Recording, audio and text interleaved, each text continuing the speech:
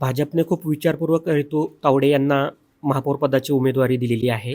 त्या घाटकोपर भागातल्या प्रभागामधनं निवडून येतात. ही त्यांची तिसरी टर्म आहे. भाजपचा आक्रमक चेहरा म्हणून त्या ओळखल्या जातात.